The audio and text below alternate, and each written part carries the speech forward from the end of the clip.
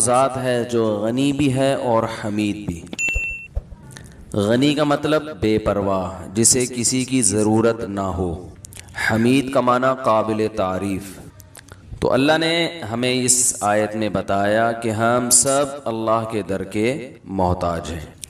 अल्लाह ताला ने इंसान को अशरफुल मखलूक़ात पैदा किया, सबसे ज़्यादा इज़्ज़त वाली मखलूक़, और इंसान को इज़्ज़त दे के ये बताया कि तुमने सिर्फ मेरे सामने झुकना है, किसी और के सामने नहीं झुकना। किसी और के सामने जब इंसान झुकता है तो इस झुकने की दो किस्में हैं। एक किस्म ऐसी है जिससे वो इस्लाम से ही खारिज हो जाता है, और एक किस्म ऐसी है जिससे इस्लाम से खारिज तो नहीं होता लेकिन इसकी इज़्ज़त अल्लाह की नज़र में गिर जाती है। एक झुकना जिससे इंसान इस्लाम से ही खारिज हो जाता है वो है वो जिल्लत और किसी और के सामने वो इनकिसारी जो इबादत कहलाती है, यानी किसी और की इबादत पे आ जाना। इबादत किसे कहते हैं? किसी के सामने किसी की ऐसी ताज़ीम करना कि आपका ये नज़रिया हो कि जिसकी मैं ताज़ीम कर रहा हूँ लहू सल्ततुन गैबियतुन, उसको एक गैबी कुदरत हासिल है, जिस कुदरत के ज़रिए यक़दिरु बिहा अलन नफ़ई वद्दररी बिग़ैरि सबब, कि वो बग़ैर किसी सबब के मेरी मदद कर सकता है, मुझे नफ़ा पहुंचा सकता है या मुझे नुकसान पहुंचा सकता है। जब किसी के बारे में आपका ये नज़रिया होगा कि ये मुझे फ़ायदा पहुंचा सकता है और नफ़ा, और ये फ़ायदा और नफ़ा किसी लॉजिक के तहत नहीं, वैसे ही जब चाहे पहुंचा सकता है, इस जज्बे के साथ जब आप किसी की ताज़ीम करेंगे तो ये ताज़ीम इबादत कहलाएगी। ये अल्लाह के अलावा किसी और के लिए जायज़ नहीं है। समझ रहे कि नहीं समझ रहे भाई? ये जो हमें कहा जाता है कि गैरुल्लाह की इबादत शिर्क है, तो यहाँ इबादत का मतलब समझें। अरबी में इबादत जो है ना, जो कुरान में हदीस में अरबी में इबादत मुख्तलिफ मानों में ये लफ्ज़ इस्तेमाल होता है। गुलामी, इबादत का लफ्जी मतलब क्या है? गुलामी। तो सिर्फ गुलाम बनने से आदमी शिर्क थोड़ी हो जाता है, मुशरिक थोड़ी हो जाता है किसी का गुलाम बनने से। गुलामी तो जो कंपनी के मुलाजिम अपने बॉस की गुलामी कर रहे होते हैं, खादिम अपने आका का गुलाम होता है। तो इबादत का लफ्जी तर्जमा तो है गुलामी, लेकिन इबादत जब हम किसी की करके मुशरिक बन जाते हैं तो उसमें सिर्फ उससे गुलामी मुराद नहीं होती। असल में आजकल ना तौहीद ही को डिफाइन नहीं किया जा रहा कि तौहीद कहते किसको हैं, शिर्क किसे कहते हैं। तो बड़े मसाइल खड़े हो गए हैं मुआशरे में। बाज़ लोगों ने हर चीज़ को शिर्क कहना शुरू कर दिया, क्योंकि तौहीद का लफ्ज़ उससे लोग मोहब्बत करते हैं, तो उन्होंने फतवे झाड़ना शुरू कर दिए। जो भी किसी की ताज़ीम करेगा उसको क्या कहना शुरू कर दिया? मुशरिक। और बाज़ लोगों ने इतनी ताज़ीम शुरू कर दी कि मुशरिक भी हो गए, मगर उनका वज़ू बीबी तमीज़ा का वज़ू है। वो तौहीद की जितनी मर्जी धज्जियां उड़ा दें, उनकी तौहीद टूटती नहीं है। बीबी तमीज़ा का वज़ू सुना है?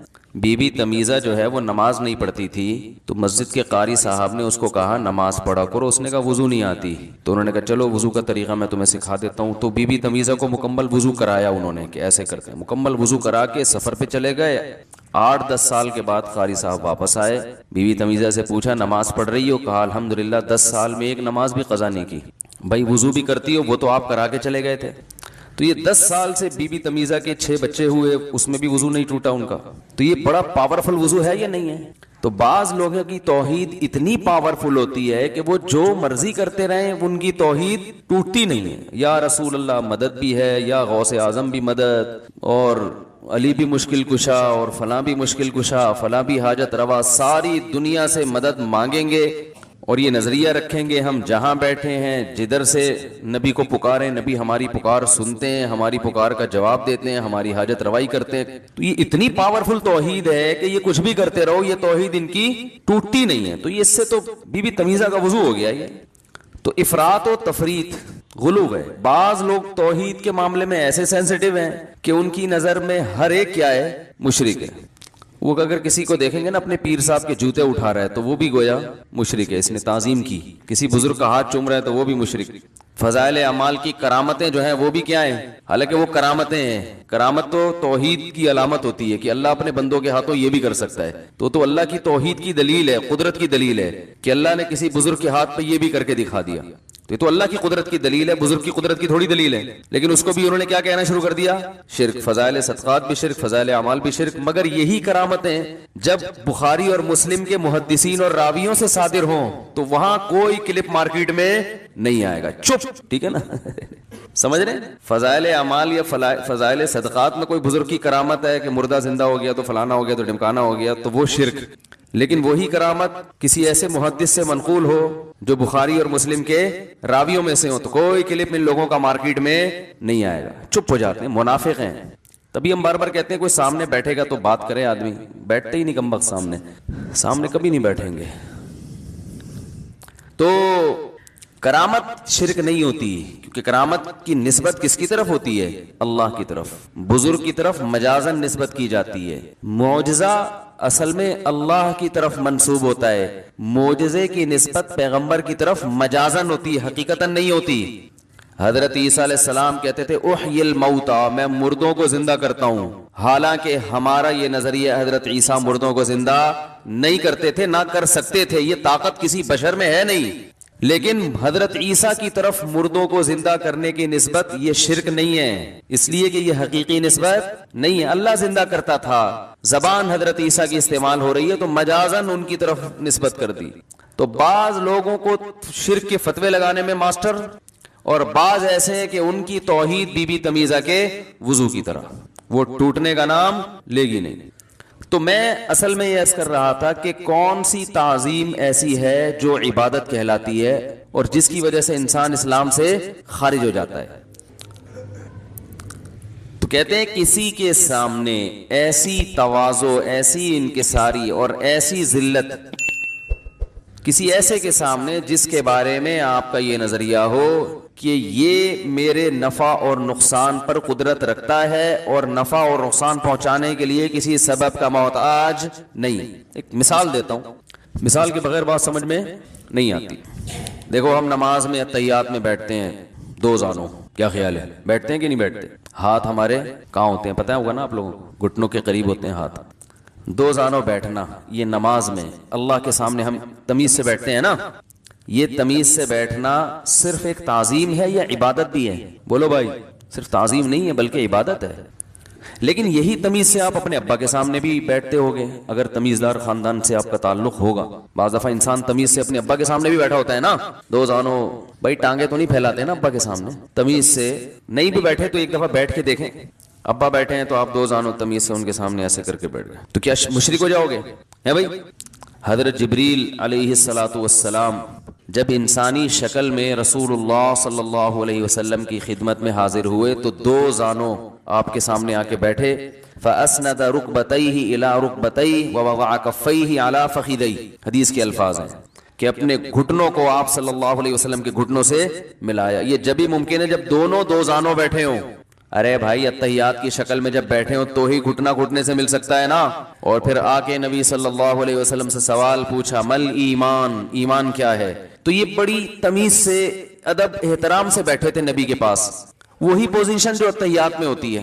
तो क्या हम ये कहेंगे कि हजरत जिब्रील ने मोहम्मद सल्लल्लाहु अलैहि वसल्लम की ताजीम की, वही ताजीम जो हम अल्लाह की करते हैं? तो गोया आपने इबादत की, गोया फिर आप माज़अल्लाह मुशरिक हो गए, तो ये कहना दुरुस्त होगा? तो सवाल पैदा होता है फर्क क्या है इस ताजीम में और उस ताजीम में? भाई सजदा करना अल्लाह को इबादत है, ये इबादत किसी और के लिए जायज नहीं है। लेकिन अल्लाह ने फरिश्तों को हुक्म दिया आदम को सजदा करो, क्या ख्याल है भाई? तो सवाल ये पैदा होता है कि अल्लाह तूने तो अपने सिवा किसी की इबादत को हलाल कभी भी नहीं किया, तो तू फरिश्तों को क्यों कह रहा है कि आदम की इबादत करें? ये तो शिर्क है, अल्लाह शिर्क की इजाजत दे सकता है भाई? तो फर्क क्या है इस सजदे में और उस सजदे में जो हम करते हैं?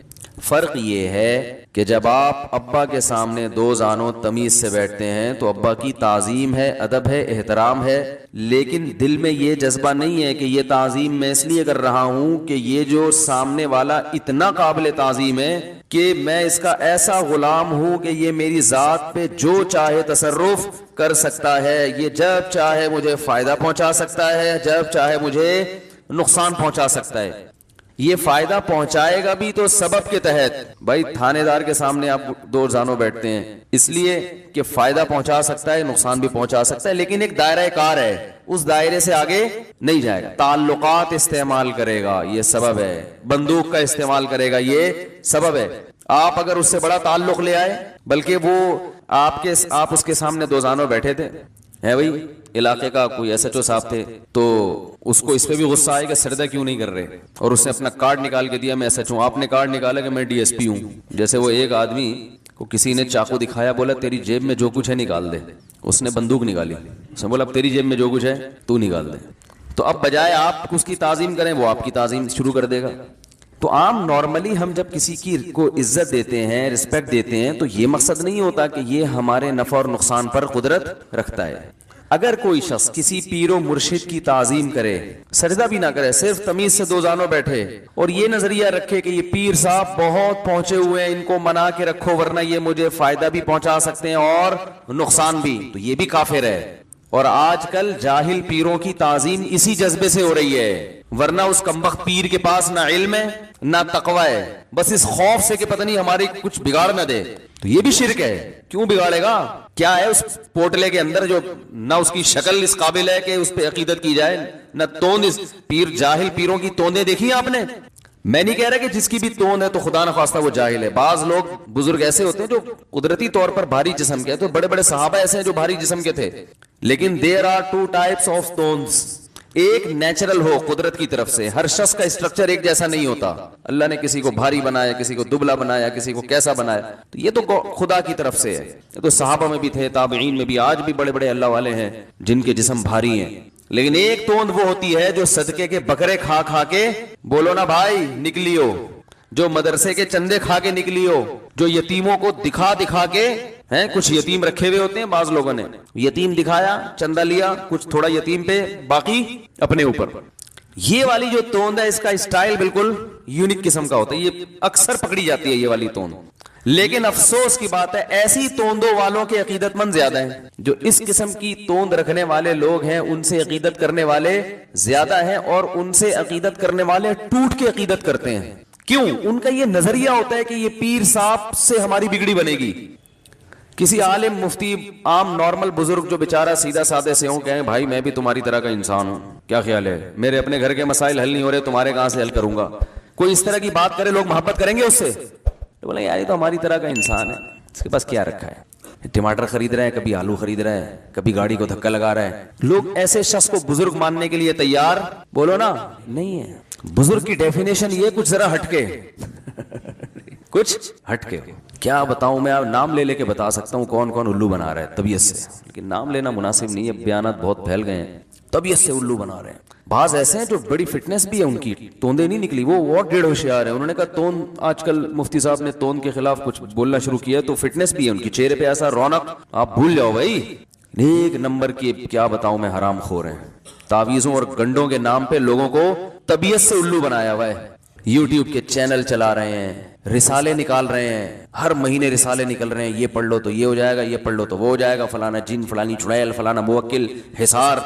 लोग इन नामों से ही बड़े मुतासिर होते हैं। यार मुवक्किल, उफ, ये तो हमारे मुवक्किल को भी, हमजाद को भी जानता है। टोपी ड्रामा है, मुवक्किल हमजाद कुछ भी नहीं होता, बकवास है, आप ही हो बस, और कुछ नहीं है। वो कहना आपके मुवक्किल पे कब्जा कर लिया है, बोले भाई क्या है, किस पे कब्जा किया है, दिखा तो सही। बहुत दिन हो गए आमिलों की गतनी बनाई है मैंने, मुझे भी अभी अजीब सा फील हो रहा था ठीक है ना, अजीब से कुछ कमी सी महसूस हो रही थी। असल में कुछ दिन पहले मैंने एक पीर को देखा है, 2-4 दिन पहले, माशाअल्लाह, वो और उसके मुरीदीन फटने वाले एक धमाके के साथ, खुद ब खुद ही खा खा के ना। एक वक्त की नमाज नहीं है मस्जिद में तकबीर उला के साथ, ना पर्दे के हकाम में पाबंदी है, कोई मूछें ऐसे रखी हुई हैं जैसे कोई पता नहीं कोई महल्ले का डाकू है। पहले कम से कम लोग शक्ल देखते थे कि कुछ चेहरे से लगे, अब शक्ल का भी कॉन्सेप्ट खत्म हो गया। कहते हैं इनके पास कुछ ऐसे उलूम हैं जो उलमा के पास नहीं, उलूम पे चल रहे हैं, उलूम। अभी पिछले हफ्ते एक बहुत बड़े आलिम से, आमिल से मेरी मुलाकात हुई, आलिम नहीं आमिल, जिन्होंने बड़े कोर्सेज किए हुए अमलियात के। मैं उनको साइड पे ले गया, मैंने कहा छाँव में आओ यार, मैंने कहा मुझे तो पता है कि तुम तबीयत से उल्लू बना रहे हो लोगों को, तुमने पता नहीं फलां जगह भी चिल्ला काटा, फलां जगह भी चिल्ला काटा। मैंने कहा मुझसे नहीं छुपाओ यार, मुझे तो पता है कि तुम क्या कर रहे हो, उल्लू बना रहे हो। कह रहे खुदा की कसम उल्लू बनाने के अलावा कुछ भी नहीं है इसमें। और कहा मैं चूंकि मशहूर हो गया बड़ा, बहुत बड़ा, तो जो छोटे छोटे मुझसे आके कहते हैं, जो छोटे आमिल हैं, वो समझते हैं हम तो उल्लू बना रहे हैं लेकिन शायद ये सच्ची मुच्ची का हो। कह रहे वो मुझे आके कह रहे होते हैं कि हमारी जरा निगरानी करें, हिफाजत करें, हिसार खींचें। कह रहे हम भी घुमा देते हैं, कुछ खींच रहे हैं। कह रहे जैसे ये बेवकूफ है ना, और इनका नजरिया ये कि हमें तो नहीं पता लेकिन हमसे बड़े वाले को पता होगा। तो कह रहे मेरा भी यही हाल है, समझ रहे हो। मेरा भी कह रहे यही हाल है। तो खैर आमिल की गत तो बनती रहती है, इस पे तो बहुत बयानात हैं। लेकिन आमिलों की एक और मसला कि पीर साहब भी आए हुए हैं मार्केट में ना, वो कहते नहीं है कि मैं आमिल हूं, मैं बुजुर्ग हूं, बस खत्म।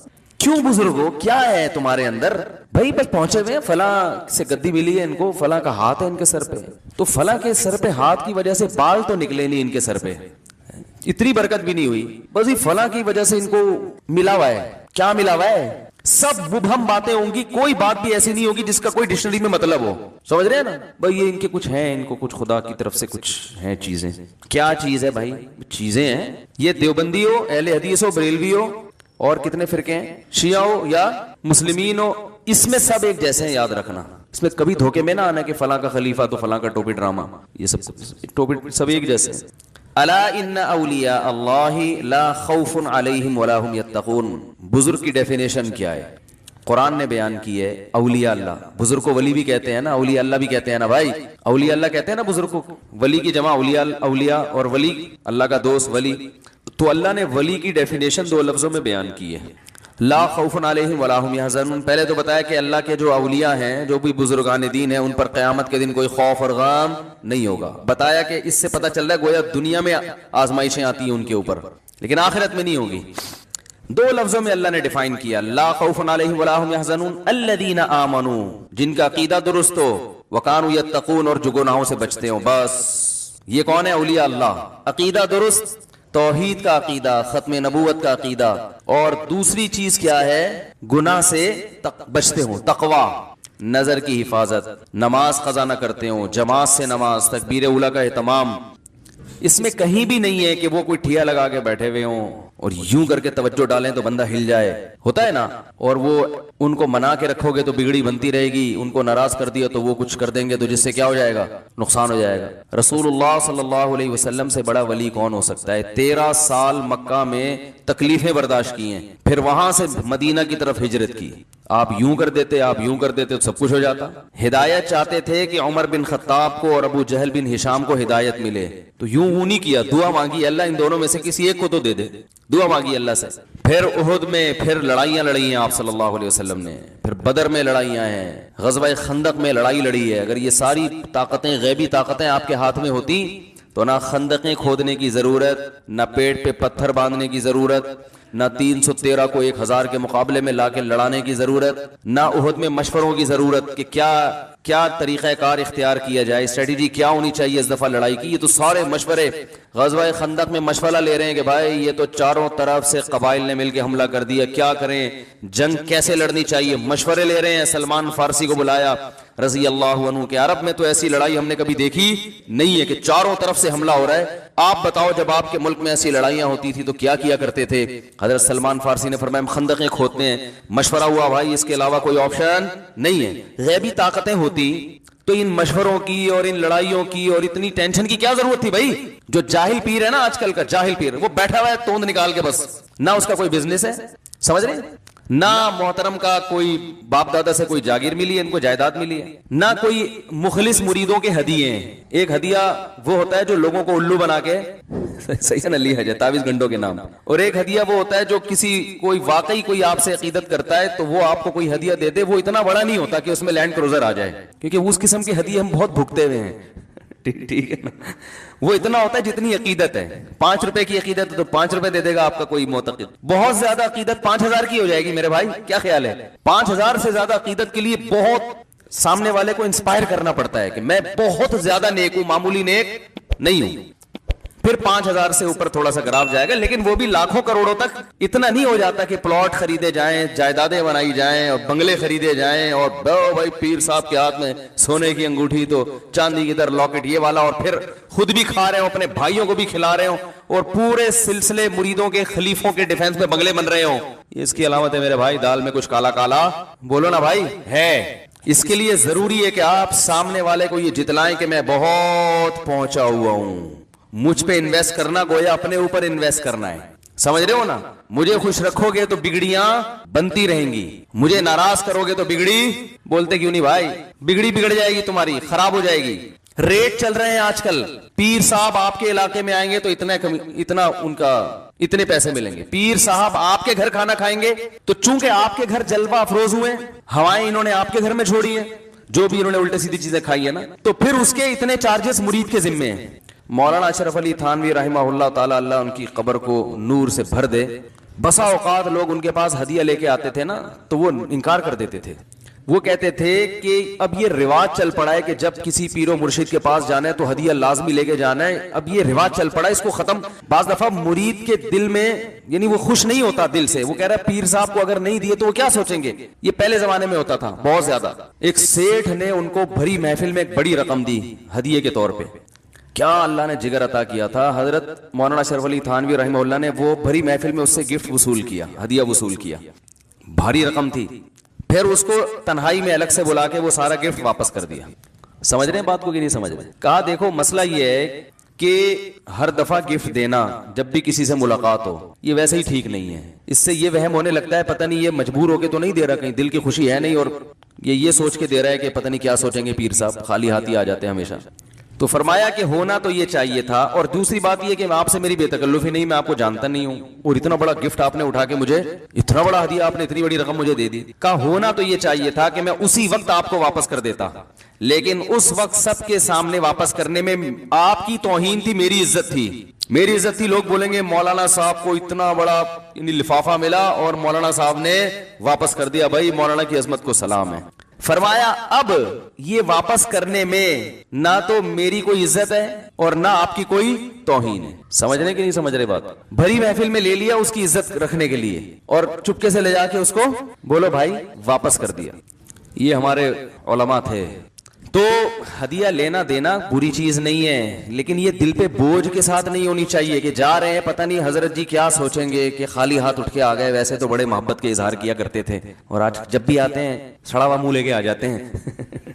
जहां ये तसव्वुर आना शुरू हो जाए तो उलमा कहते हैं फिर उस गिफ्ट को वापस करो।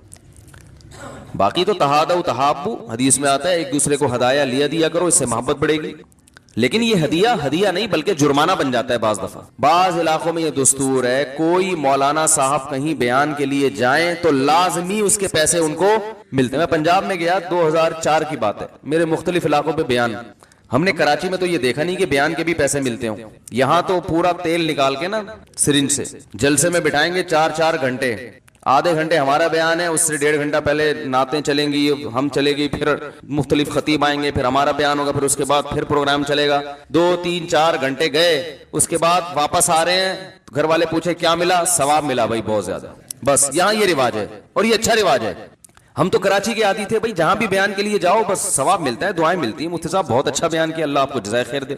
बस हमारे लिए यही बड़ी खुशी की बात होती यार, चलो लोगों को फायदा हो गया। खैर जी जल्दी से बात को समेटते हैं। तो किसी के सामने ऐसी ताजीम जिसमें यह आपका ये नजरिया हो कि ये मेरी बिगड़ी बना सकता है, मुझे नफा पहुंचा सकता है, नुकसान पहुंचा सकता है, तो ऐसी ताजीम इस्लाम में क्या है मेरे भाई, शिर्क है और ये इस्लाम में जायज नहीं है।